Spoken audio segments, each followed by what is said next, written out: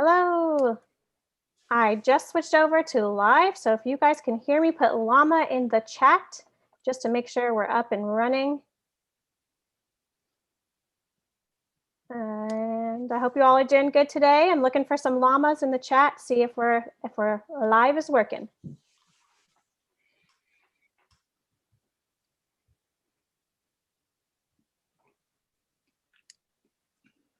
No llamas? There we go. I just switched over to live, so if you guys can hear me, put llama in the chat just to make sure we're up and running. Perfect. Okay, let me close this one. All right. Hi, guys. How are you all doing today?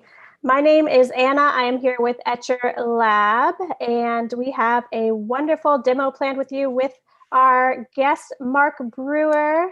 Hi, Mark. How are you? Hey, I'm well. How are you? Doing great. Ready to see some of your awesome work. We just so you guys know, I'm hosting today. So if you guys have questions, post them in the chat for me. Make sure you put question in all caps so that I can see it clearly and I can ask them as we're going.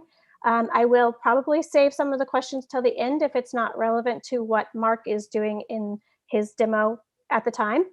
So I will try my best to get to all your questions. So make sure you're putting question in all caps on there. We do these awesome free live demos every Sunday, Tuesday, and Friday. And hopefully we're going to be able to do more at some point soon.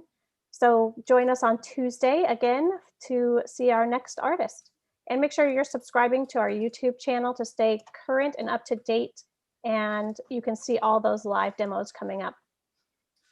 Before we start, make sure you share this link with your friends so they can jump in and join us.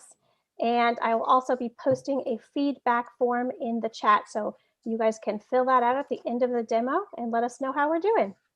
All right, Mark, I'm going to let you go ahead and take it away. We're here for the art. Yeah, awesome. Thanks. I'm excited. So last time I did one of these, we drew a llama, and today we're gonna draw a bird. Anna, tell me, were people sent out the reference photos? If you don't have the reference, it is in the description, and I will also go ahead and post that in the chat for you guys now. There you go. Yeah, it's not necessary for you to have the photos. It's totally fine. We can still, it won't hinder you at all, but it'll give you some idea of where I'm coming up with this character. I guess this is how I come up with a lot of the characters that I create in my drawings. So let's get right to it. So if you do have the reference photo, you'll see that there's a long bird. I don't know what type of bird it is, but it's got this thing on this plume on its head, and I find that interesting. And then the second photo is a rooster, and he's got this really cool tail. The third picture is a roadrunner, and the roadrunner again he's got a plume on his head. And the fourth picture is a really, really colorful bird. It almost looks like the stick the bird is on is, a purple blue, and this bird is full of color. But the point is, without talking too much more, we should be drawing, is that there's things in life just that you'll find interesting, and you can put these all together and create your own image. So I'm going to start with I'm looking at that first reference. If you don't have it, that's okay. But the bird has a large plume on his head, and so I'm going to start by just drawing a couple eyes right here, and let me know if you're having a tough time seeing that. I can zoom in a little bit. When you're drawing, keep it light. If I draw dark, it's so you can see it. Please understand that. But when you're sketching, nobody needs to really see your preliminary sketches. You can always go back with a pencil and make it darker when you want that line exactly where it's supposed to be. Again, so keep it light. we're going to use watercolor and we're going to use some pen. But right now I'm going to draw a little bit darker so you can see it. So Anna, let me know if anybody says, you know, they have a tough time seeing, and I'll make it darker. Okay, I will. So I'm going to put a couple eyes on here.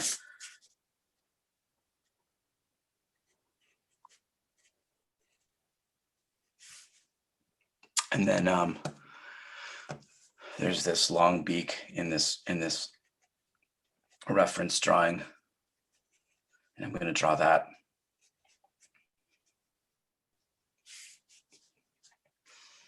Right.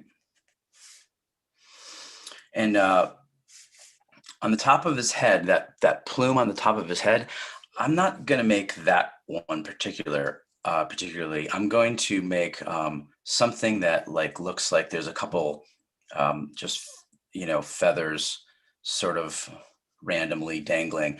I don't know where you're from in the world, but in the United States, the program Sesame Street, which you probably have as well, but I understand the characters are different. And we have a character called Big Bird. And I remember being fascinated by these little, you know, little feathers on top of Big Bird's head. Can you see this?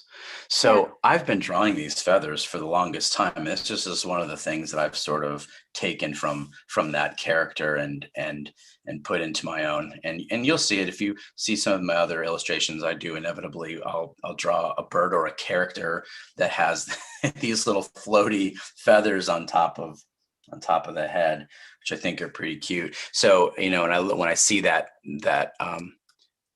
the feathers on top of that bird's head in image 1, you know, it just kind of reminds me of that. And you can use that one if you have the reference photo and you see that, you know, that thing that he's got on his head. It's beautiful. You can use that too. I'm gonna just change it up. And that's the fun thing about drawing is, you know, you can just, you know, you can make it up, do whatever you want to do. Hey, Mark, can I pause you for a second?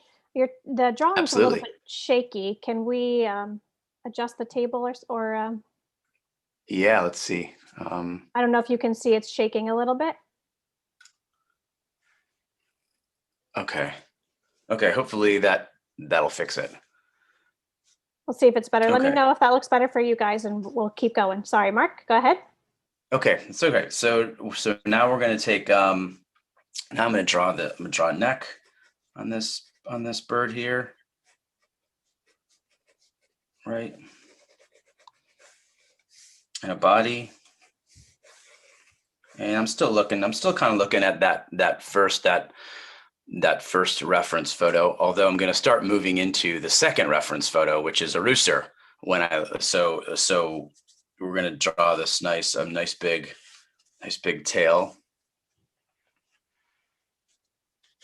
So you're kind of combining different ideas from these birds. Absolutely, yeah. And whenever you want to create a character, you know, it doesn't have to. You don't have to. Doesn't have to be a character somebody else has created. You can take the best of a few different worlds and combine them and make your own. You know, that's kind of it's kind of a real fun way to do it. You know. So we're going to take this leg here, right? I'll draw another leg up like this, sort of like we see flamingos do, right? I just think that's a little more interesting looking than just drawing another straight leg. Can we shift up a little bit for the drawing? Absolutely, yeah. Like that? Perfect. Yeah, now it's all in there. Sure.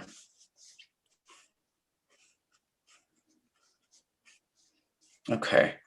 And then so you see the bird starting to take shape, right?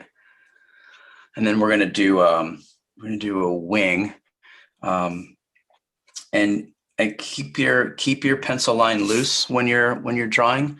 You don't have to be, you know, again, keep it light and keep it loose. We don't need to be exact because we're going to go over this with ink, and the ink will help make it look a little more exact.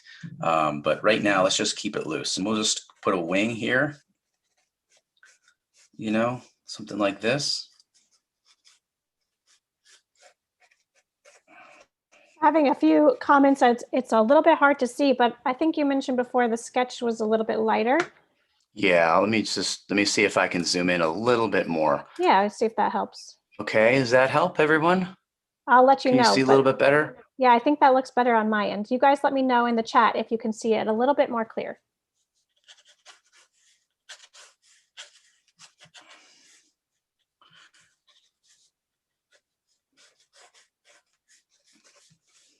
So is this the element from the fourth bird that you're adding in here now?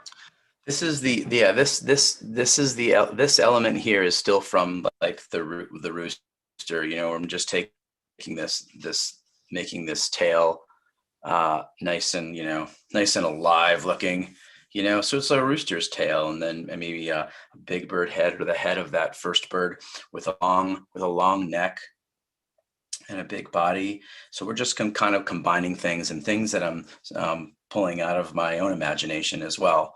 The fourth bird, which is the bird that is full of color, we'll get to that. We'll make sure that this bird's really full of color. But so as I'm thinking about, you know, what to do next with this bird, is maybe we could make this bird, consider making this bird a female. And we could do that by putting some long eyelashes on this bird. Oh, cute. Yeah. You know, maybe down here. And when I put eyes in, it's whenever I'm drawing eyes, I think this is an important thing is, so here's two different sets of eyes here. Okay. And there's nothing, you know, first of all, there's nothing wrong with, this is the way I do something. Please understand that everybody's got their own way of doing it. And that's what makes it so fun to look at other people's art. But, you know, this is like, if you put eyes that are lined up, there's nothing wrong with that. I think that I always find it interesting that if you put the eyes just a little bit, like one a little bit higher and one a little bit lower, do you see the difference? You know, maybe this, to me, it's like there's a little bit more character, you know, for my characters. I want them to have this sort of look. Again, so there's nothing wrong with doing this, but in my characters, you're going to always see the eyes a little bit crossed or something like that. It's just I think it's interesting looking. So yeah, you can choose to do that to your characters. Yeah, you're not. So yeah, so the other thing we could do on this bird is we could consider putting make sure you can see this, is we can consider putting like a necklace or like pearls on her neck.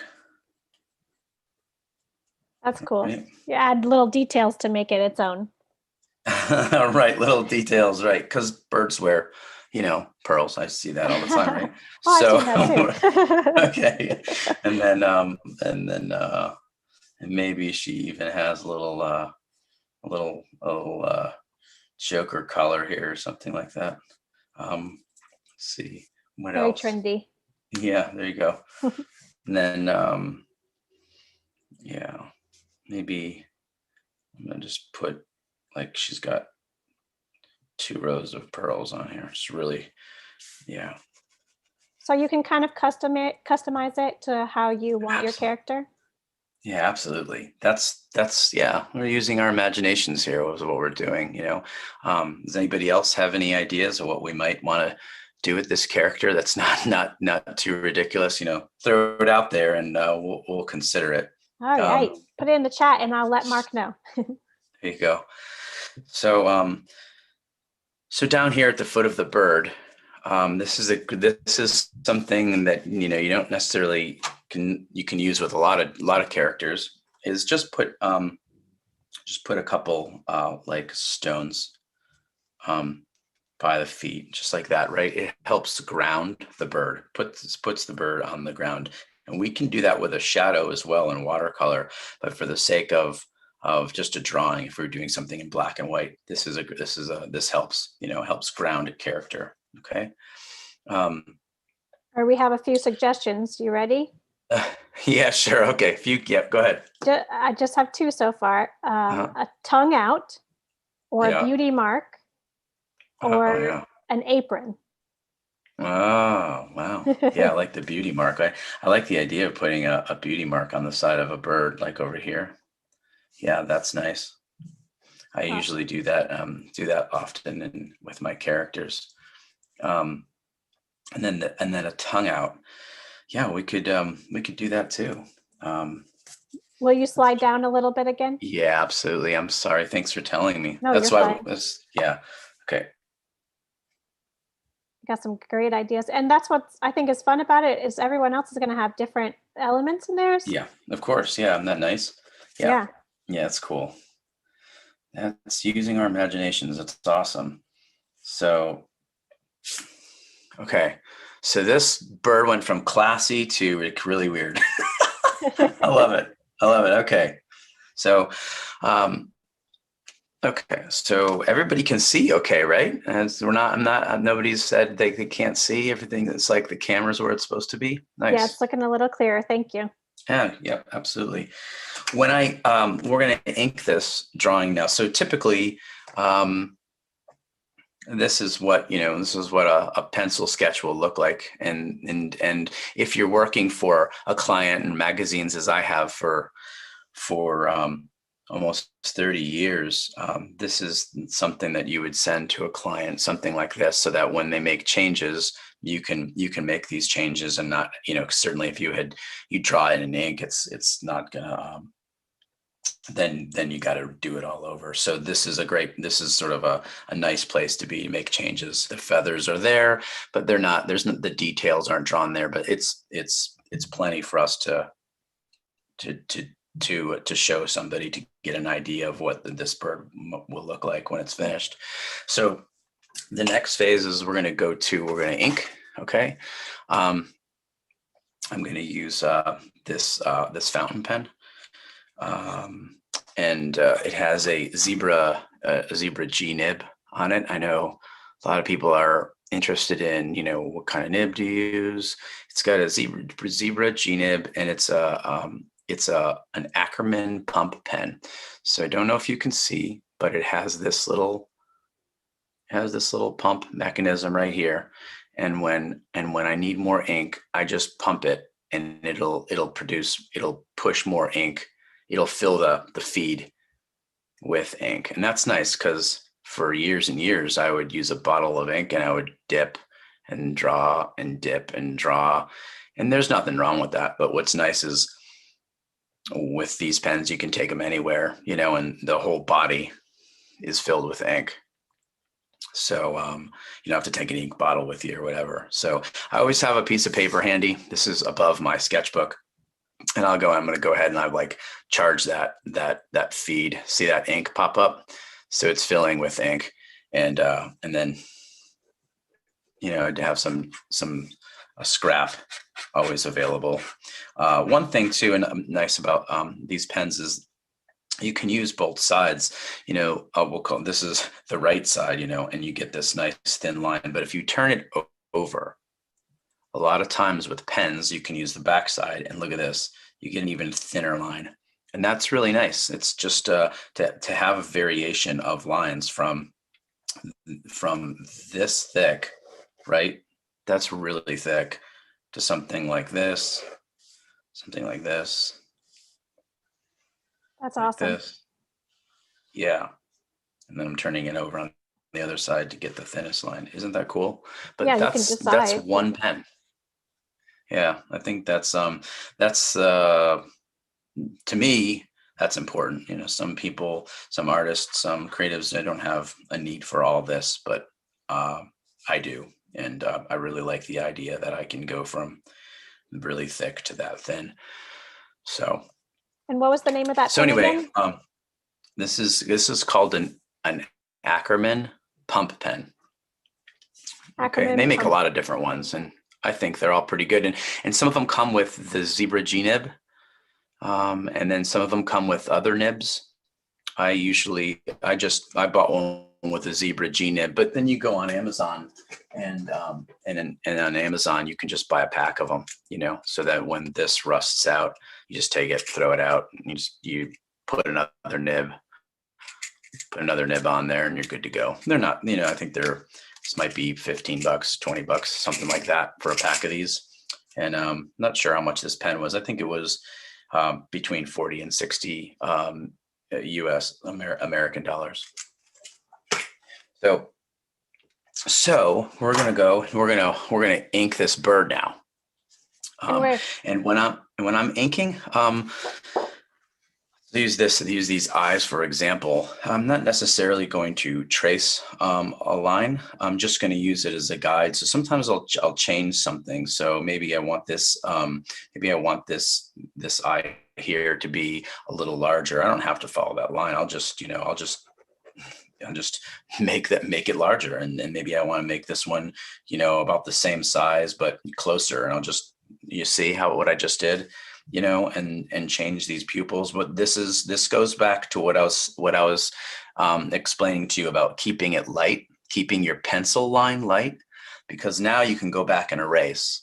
Mm-hmm. If you have a pencil line and it's really dark, and then you go and you try to change something, and then you try to erase that pencil line, you're not going to erase that. It's going to look like you've got two black lines there, and it could be detrimental to your finished drawing. So keep that in mind. I'm drawing a little darker because I want you to be able to see it, but at home you only need to be able to see it, because then you can make corrections and revisions using your pen, which is just super nice to be able to do. Okay. So would you let the ink dry and then go back and erase? Yeah. Oh, definitely. Yeah. You have to, after let the ink dry. I use also, it's important if you're going to watercolor on top of that, you use a watercolor, a waterproof ink. And in this case, I use Etchr archive ink, and I order this on Amazon. It's archival, and it is really black. There are so many inks out there that claim that they're waterproof, and they're not waterproof. I've left them on the page to dry for 2 days and come back and used watercolor, and there's black all over the watercolor. I wish I could name names because it would help a lot of people, but I think that would be not fair. This is very waterproof. And here's another ink too. Just tell them the good stuff. Yeah, that's right. That's waterproof. This stuff, it's called Sketch ink. I think it's by Rower and Klinger.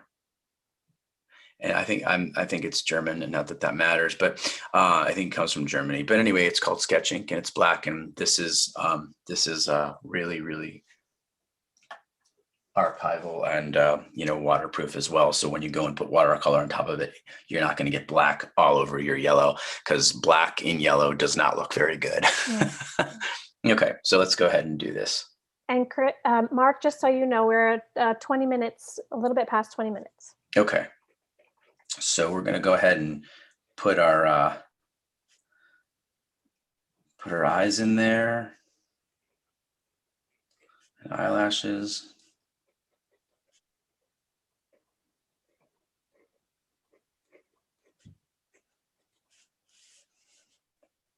Those little details are when you really want that fine mark. It's good to have, right? Yeah, absolutely. Yeah. And what's nice about having a flexible nib is that you can really bounce those lines, and it gives your line some character. And that's nice. And then you can, being able to have a flexible nib gives you the ability to do thick and thin, so you don't have one consistent thick line or thin line. So you'll notice how I'm not tracing.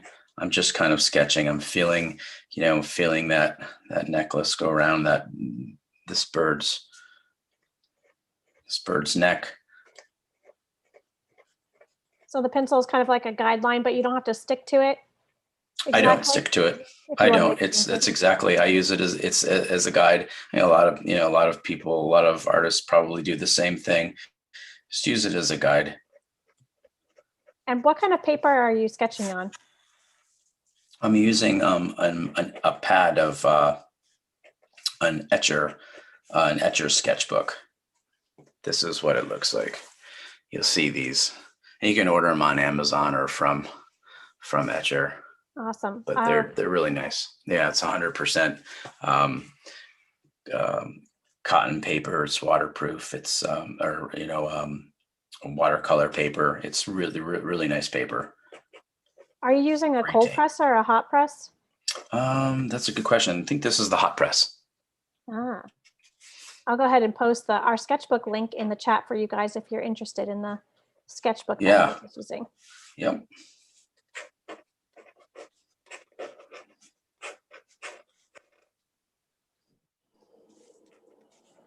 I see that you're adding a kind of like texture feel to it as well as you're drawing, as you're adding the ink.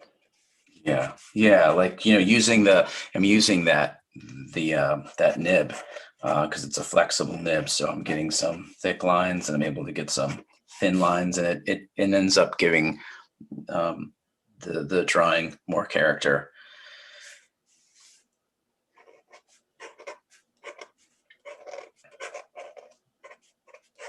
It's looking so good.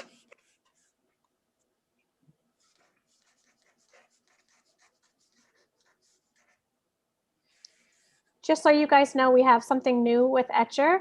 We are doing workshops for companies. So if anyone is interested, you can email us at studio@etchrlab.com, and I'll post that in the chat too. So if you have a company that's looking for something to encourage and do with their coworkers, that's a fun new opportunity.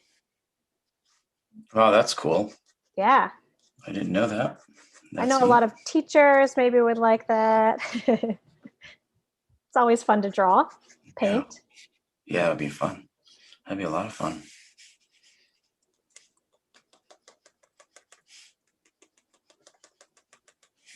So I'm just putting in details. I mean, I don't know that feathers look like this or don't look like this, but that seems like fun. So I love those extra little details you're adding. It really makes it pop. Thanks. Is that a time when you're kind of just going with the flow and you're deciding as you're drawing? Yeah, absolutely. Yeah. I'm making it up as I go. I don't know that I was going to do that. It just, I don't know, it just feels right. So, just put it in there. Sometimes it's nice to do, make lines like this that aren't connected to any kind of line, just kind of hanging out there in the air, because in the watercolor, when we do watercolor on top of it, it'll help bring all that bring it all together. Sometimes we don't need to every single line.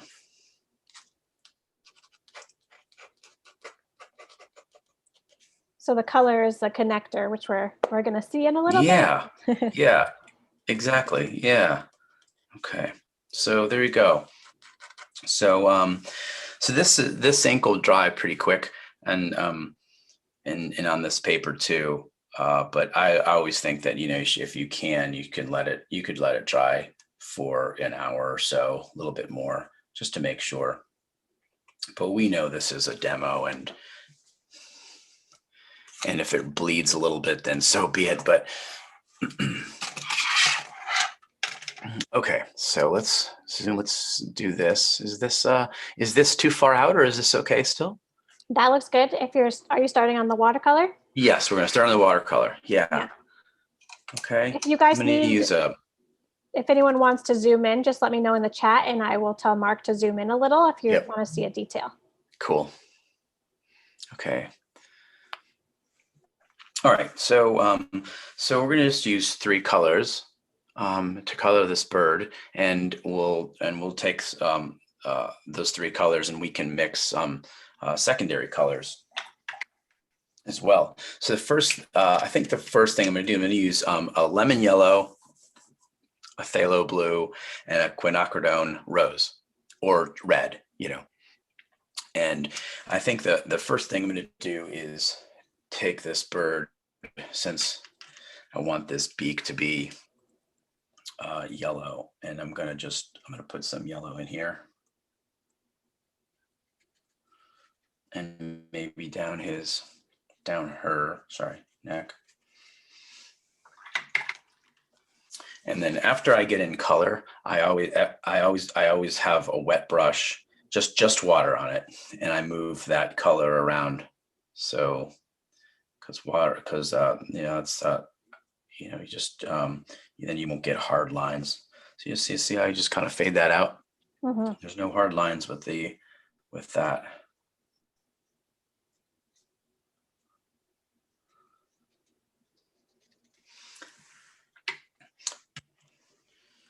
Maybe let's see, maybe we'll put some red, some yellow here. I don't know, we're just making it up as we go. Maybe some yellow over here. Are you following the reference a bit for color, or are you kind of just feeling out? Yeah, I'm following the reference a little bit, but you know, there's always feeling. I'm definitely feeling it out. I'm definitely feeling it out. It just seems a little more natural to do that than to try to you know, literally, you know, reproduce something that's already been produced. So I'm definitely follow it a little bit, but okay. So then we can take let's take some blue.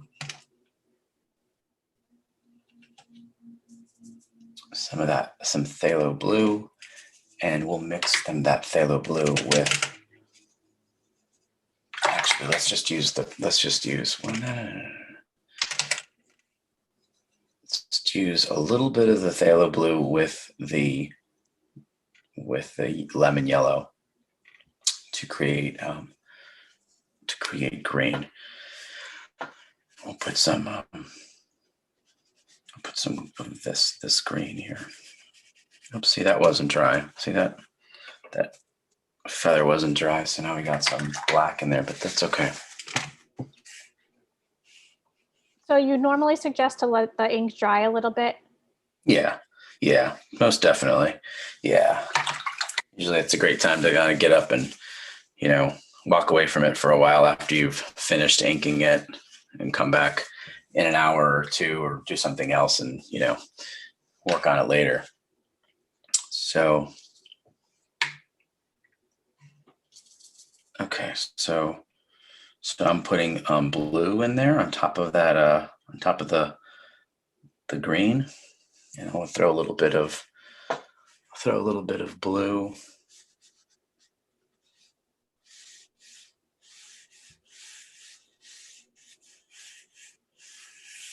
These feathers there.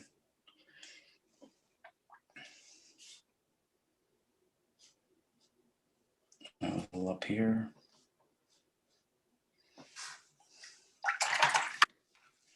I'm gonna add some water now, so these lines aren't as hard. Always doing that. And there's nothing wrong with having a hard edge watercolor line if that's what you're looking for. I don't particularly look for those. Maybe on the tail, I'll have some hard lines here, but not on the feathers. So now we're going to take the rose or the red, right? And we're going to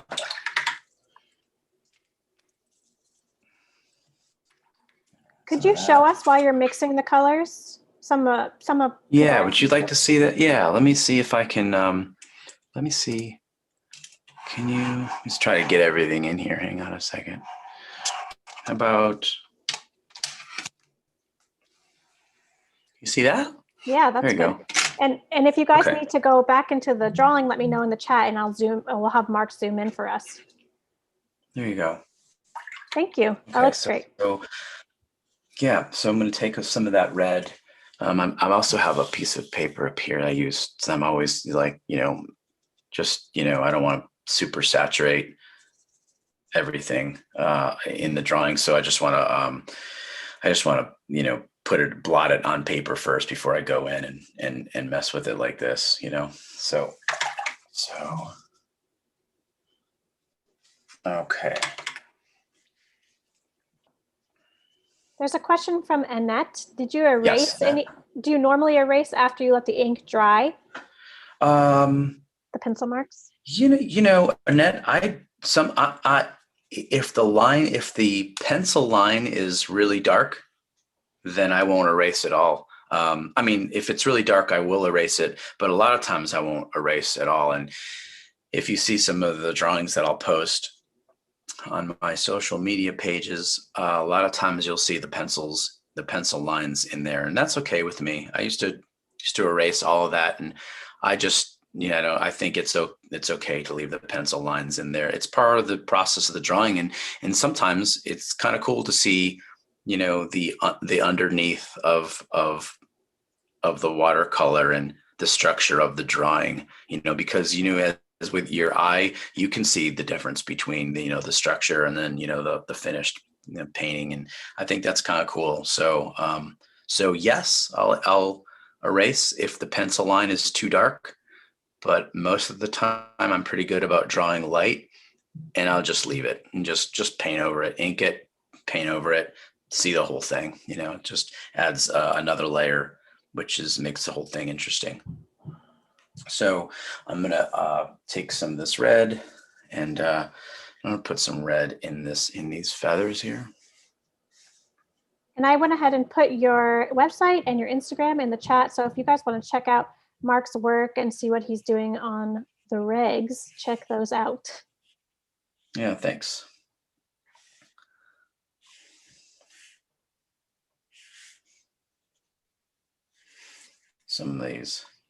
Make some of these lines curly. I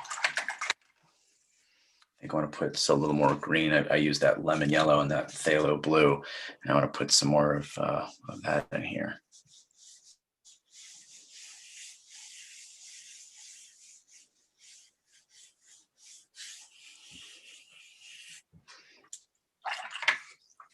Okay.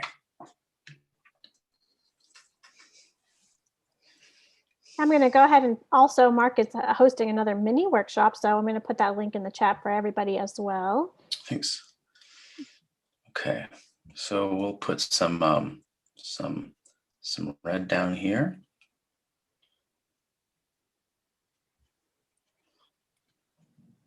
Just so what's going through my head now is just pretending I'm putting in some feathers, keeping it light, adding some color. It's adding a little bit more texture in here.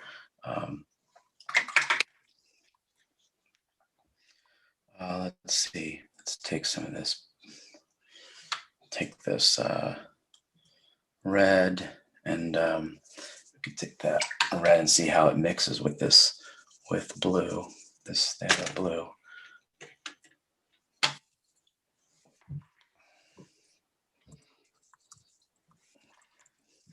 It doesn't mix really well, so it's more like a brown.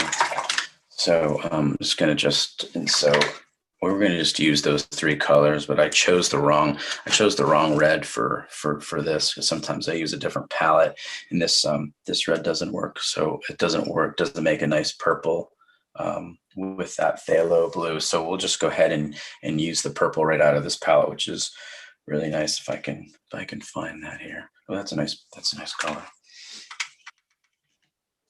And Mark, what size brush are you using? Have you switched them at all? Or? Yeah, no, I'm using the same brush. It's a 12. Okay.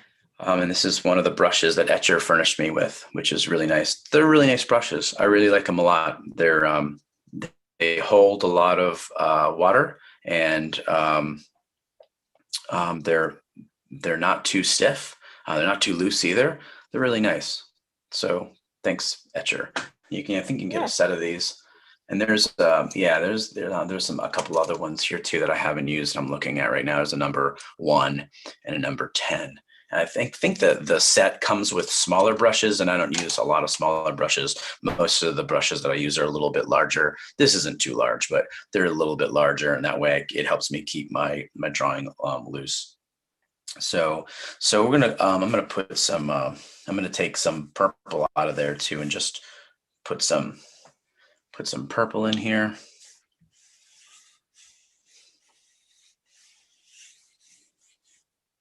Okay. How do you decide what colors you're using? Oh, that's a great question. So I try to stick with the same colors, and when things go as planned, I will take 3 colors, like a yellow, a blue, and a red, and I'll mix all the secondary colors with that. So the blue can change, the yellow can change, the red can change, and that will change the tone, the mood of your drawing. And that's how I decide, what colors I'm going to use. So if I'm, painting something, that requires a cold feeling, then I'll use some colors that have, cooler reds and blues and make grays that look cold, and that helps as well. That's how I decide. I think that's a lot of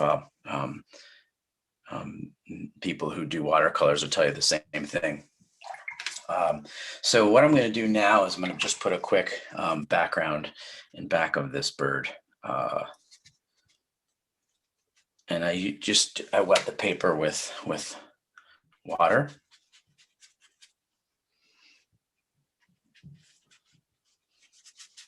As much as you can. Maybe you can't, maybe you don't have to do it. We don't have to do it all, but. So like the wet on wet technique for this portion? Yeah, exactly. Wet the paper first. So then the idea is that you're not getting hard lines. Again, it's like I'm always trying to escape. I don't have anything against hard lines. It just artist preference. Sometimes it's nice to have a nice softness. And then I'm going to take some of that blue, that phthalo blue we were using, and I'm going to put it back here.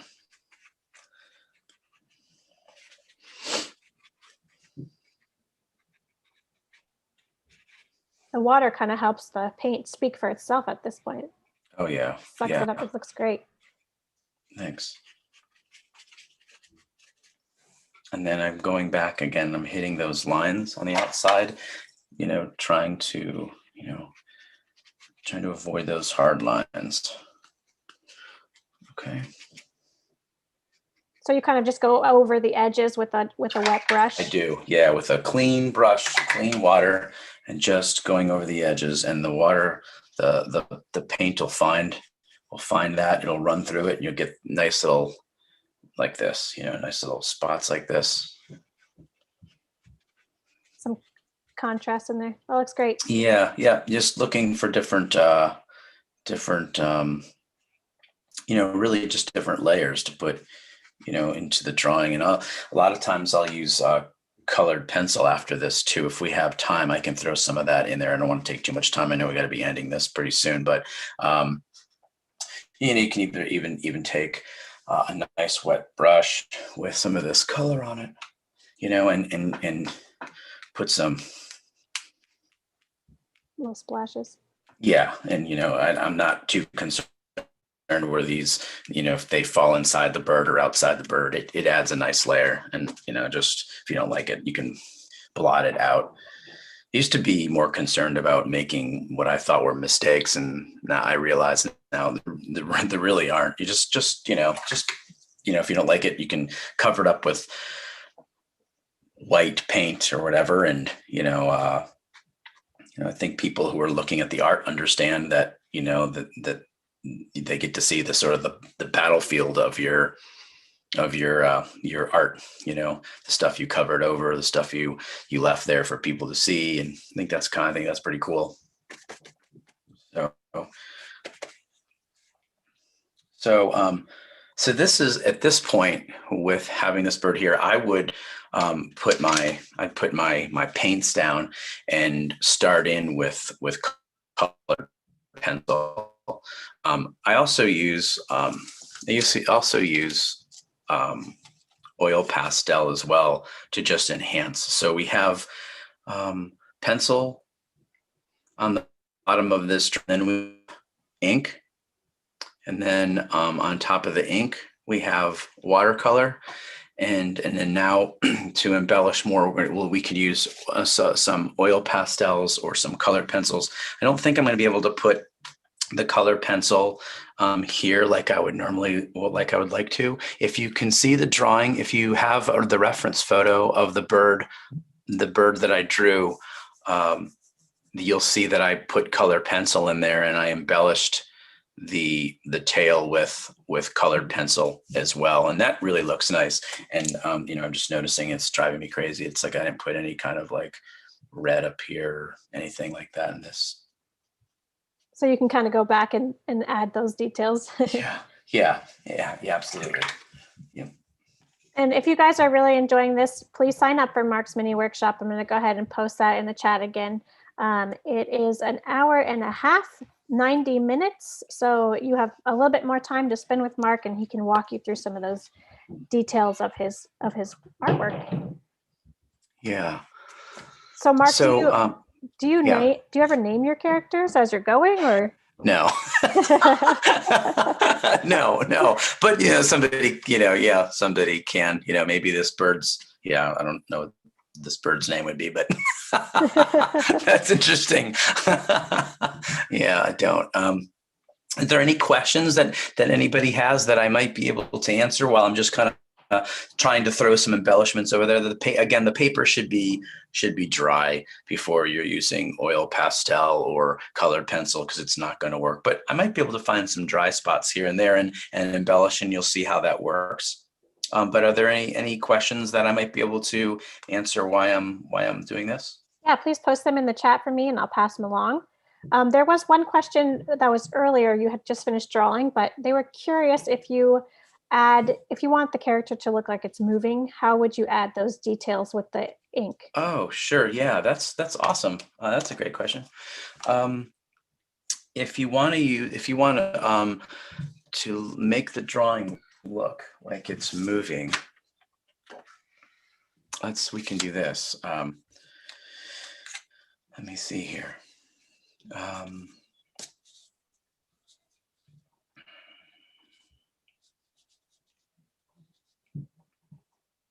All right, so let me see if I can zoom in on this. That's a fun question.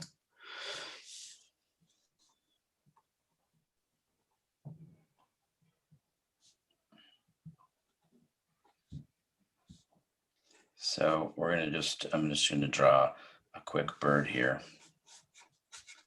Just a quick character.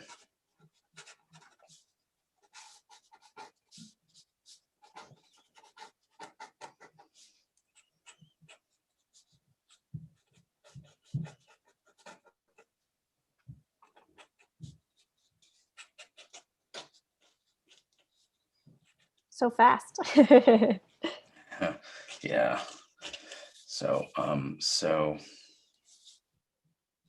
So here's a bird.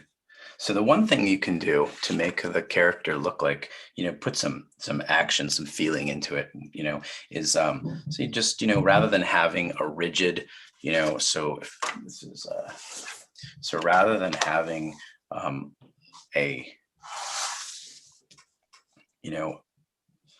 rigid line, something that's like this, that's like, to me, there's nothing wrong with this, but to me, that's so perfect. It's just like, have a little bounce in your lines, some flex, and then look, I'm kind of just throwing some feathers out here, maybe some feathers inside. And then what I'm going to do on the outside of this is I'm going to put these little action lines.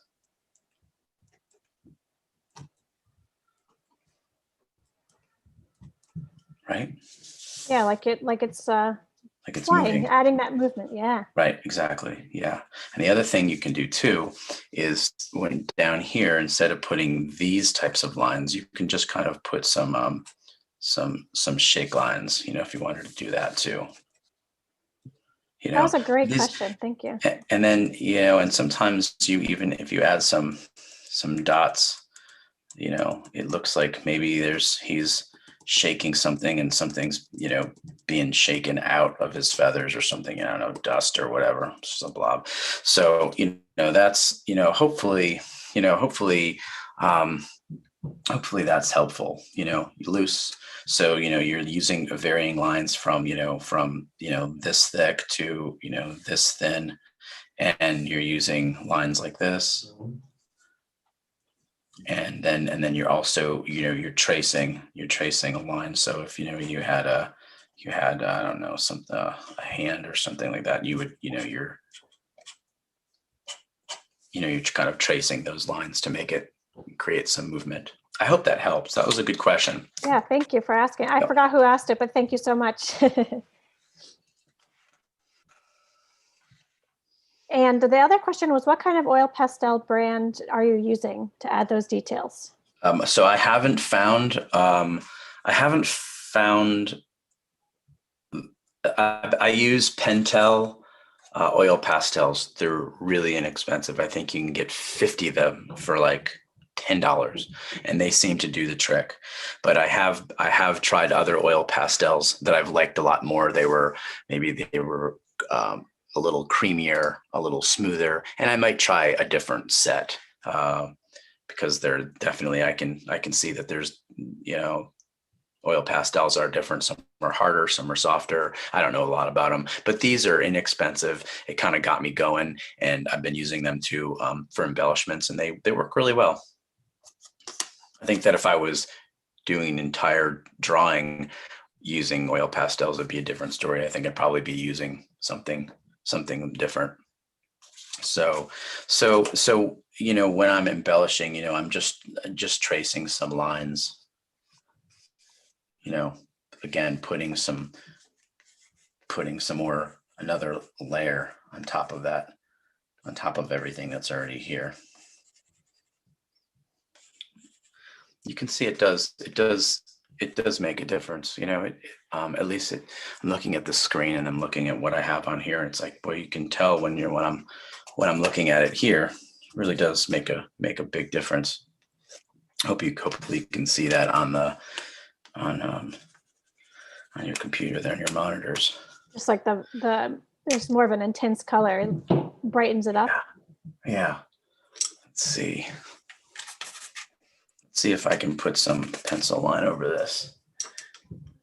I don't think it's going to let me, and it's just not going to let me because it's still wet, unfortunately. But it's nice to put some pencil lines, because again, we're adding another layer to our drawing. Oh, those extra details. That looks great. Thanks.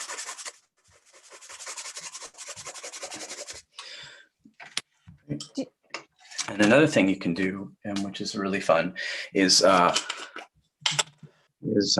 take a toothbrush, an old toothbrush, and just on certain edges, not the whole thing, but like on these feathers back here, you know, just add a little bit of this, add a little bit of. So are you flicking the bristles? I'm flicking the bristles. Yeah, it just adds life to the drawing. Yeah, awesome. And yeah, you don't want to do the whole thing, but it does add some life. And you know, the cool thing too is you can take a toothbrush and you can make a little watercolor, like a little spot of watercolor, and do it with watercolor too. Sometimes, you know, red or something, maybe you want some green, you can do that with green as well. Another cool thing, another little cool trick is if you have, this is the last thing that will be done, is if you have, I'll show you how to make a gray really quick. If you have, I'm looking for, I'm sorry, I don't have these colors labeled.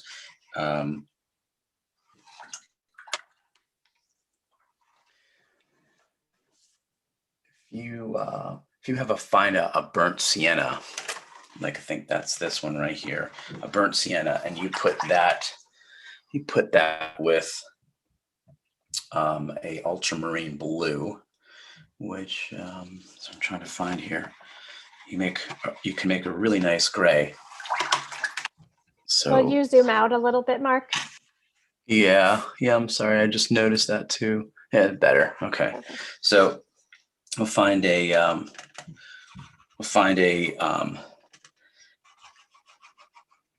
burnt sienna and an ultramarine blue, and you put these two colors together, and you can make a really nice gray. Really nice gray. Yeah, who knew? What would you use the gray for in your? Yeah, you can use the. I would use. See, I'm just mixing this right here. Yeah, I would use the gray for underneath this bird. So if there was some, like if he was standing on dirt or something like that, this is it's a nice gray without actually having to use gray. And there I go with the. That's awesome. So you can mix the ultramarine and the burnt sienna to make that nice gray color for a shadow. Yeah, absolutely. Yeah. Yep. Yeah. Yeah, I haven't used these. I hope that's burnt sienna. It looks like it's a burnt sienna, but you know the colors that you use, and it makes a really nice gray, and it's always a nicer gray than what you seem to be able to buy in the tubes. At least that's what I think. So color mixing always for a win. Yeah. And there was a question: how do you blend the oil pastel and the watercolor? So yeah, I don't. You don't. It doesn't work at all. The oil pastel I use it just for embellishing. That's all. It's so just a highlight, on the end of let me see if I have a purple here. Just some highlights. On the ends of on maybe some of the feathers in this one, or maybe here, just to give it a little pop. Yeah, that's what that's for. And there's another question that goes along with this: how do you decide where to embellish? Oh gosh, that's a good question. I decide to embellish. Well, I think that's a good question. I'm stumped. That's the magic, I think, of art. What do I think is important? I don't know. I like these feathers. I think they're really pretty. And so I want to put just a little embellishment on those on those feathers, just to make them pop. So if you have purple, oil pastel purple, is going to even enhance that color even more. So I think I think that looks nice, and that's how I decide where to use it. So on things that I think are important, if I want to highlight jewelry and make it look like it's got an extra little bling to it, that's where I would embellish that. And how do you? That's a great question, because a lot of that is just feeling. Personal preference, yeah. And how do you decide between using the pencil and the oil pastel when you are adding those embellishments? Yeah. Boy, let's see. I guess. I think the oil pastel is brighter. So if we're talking about jewelry or feathers or something that I just like, again, a lot of it is feeling. That's the magic. I can't get everybody watching this has that inside them. They don't have to. You don't have to necessarily go to school for that. You have that inside you. You know what's important, what you want to accentuate in your drawing. Maybe you want the eyes to look special, so maybe you can put oil pastel and make them pop, and oil pastel is going to pop a little bit more than colored pencil. But again, we're talking about layers. So sometimes, and if I'm using if I'm using if I use colored pencil, obviously I get a straighter line, and that in itself creates a layer. If I used oil pastel, it's not going to be as crisp of a line. It's going to be a little more, looks, you can see the difference, and I don't really want that here, because that's really nice, but it's really going to detract from all these really nice lines if I put that in there. So a lot of this is just feeling, if you went ahead and used that, you'd see that all of a sudden this was competing against some of these other lines. And so maybe the answer to that question is colored pencil is a little more muted than oil pastel. So depending on what I want to highlight, I would decide whether it was oil pastel or color pencil. That's a great question. Yeah, there's some really good questions. Yeah, definitely. Thank you, Mark. We are right on the hour right now. So thank you so much for being here today. And that bird is just beautiful. Thank you. If it were me, I would have to think of a name for it. Yeah, I don't know what the name would be for this bird, but that would be fun to hear, to read some of the names. So yeah, thanks for having me. This is a really fun thing to do. I learn a lot while I'm doing this. Some things that, sometimes I think I'm better at drawing than I am explaining, better than explaining things. And I certainly can learn from that. And when I did the 3-hour class, it's a lot of fun. The $5 workshop that's coming up is a lot of fun, because I can learn from other people too. So we'll all learn together, and hopefully I'll see some familiar faces in that next workshop. Yeah, please sign up. I'm going to post that link again in the chat, and also our survey. Please fill that survey out so we can know what we can work on and what we're doing really great with. And I hope to see you guys again for the mini workshop. It really is a good opportunity to spend more time with Mark and really ask some questions there. Once again, Mark, thank you so much for being here. I hope you all enjoyed this time together. Subscribe to our YouTube channel so you can see more, and have a great rest of your day. Thank you, Anna. So much. Thank you, everyone. Take care.